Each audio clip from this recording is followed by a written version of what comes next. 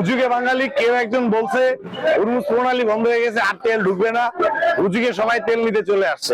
ঢাকা সহ সারা দেশের সিএনজি পাম্পে ফের গ্যাসের তীব্র সংকট। কয়েকদিন ধরেই এক পাম্প থেকে আরেক পাম্পে ছুটছেন চালকেরা, যেখানেই যাচ্ছেন সেখানেই দীর্ঘ সারি, অপেক্ষা ঘন্টার পর ঘন্টা। কর্তৃপক্ষ বলছে গ্যাসের চাপ কম, তাই চাহিদা মেটাতে হিমশিম খেতে হচ্ছে। সরকারের পক্ষ থেকে বলা হচ্ছে মহেশখালী টার্মিনালে কারিগরি ত্রুটির কারণে এমন পরিস্থিতি। সংকট কেটে যাবে শিগগিরই। সিএনজি স্টেশন থেকে যানবাহনের জন্য গ্যাস নেওয়া এখন যেন ধৈর্যের বিরাট একটা পরীক্ষা। কেউ আসছেন ভোর রাতে, কেউ ভোরের আলো ফুটতে না ফুটতেই।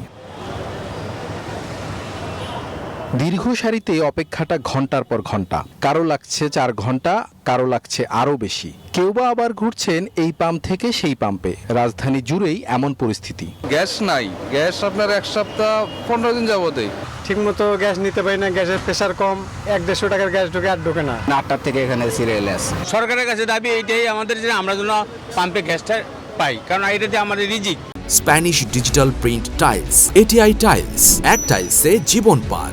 রাজধানীর পার্শ্ববর্তী এলাকা গাজীপুরের টঙ্গী, এখানেও ভোর থেকে দেখা গেছে লম্বা সারি। প্রেসার যেখানে 210-20 থাকার কথা, সেখানে প্রেসার চলে আসছে 110-20-এ। গ্যাস পাওয়া যায় না, প্রেসার থাকে না, একবার গ্যাস নিয়ে ঢাকায় যায় আবার আসা যায় না। সাভারেও একই চিত্র। সিএনজি ফিলিং স্টেশন ও কারখানায় দেখা গিয়েছে গ্যাসের তীব্র সংকট।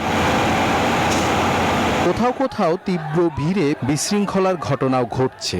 বুধবার রাতে ঠাকুরগাঁওয়ে ঘটে এমন ঘটনা। বৃষ্টি উপেক্ষা করে বিভিন্ন ফিলিং স্টেশনে দেখা গেছে উপচে পড়া ভিড়, ঘটেছে হাতাহাতির ঘটনাও। হুজুগে বাঙালি কেউ একজন বলছে উরমুজ প্রণালী বন্ধ হয়ে গেছে, আর তেল ঢুকবে না। হুজুগে সবাই তেল নিতে চলে আসছে। প্রশাসন ও পাম্প কর্তৃপক্ষ অবশ্য বলছে জ্বালানির কোনো সংকট নেই, সবই গুজব। 2টার পর থেকে মানুষ খুব তেল নেওয়ার জন্য ভিড় করতেছে, কিন্তু আমাদের তেল প্রচুর পরিমাণ আছে, তেলে কোনো সমস্যা নাই, সংকট নাই। সরকারিভাবে জানানো হয়েছে আগামী 2-3 দিনের মধ্যেই কেটে যাবে গ্যাসের সংকট। মাইদুল ইসলাম, নিউজ 24, ঢাকা।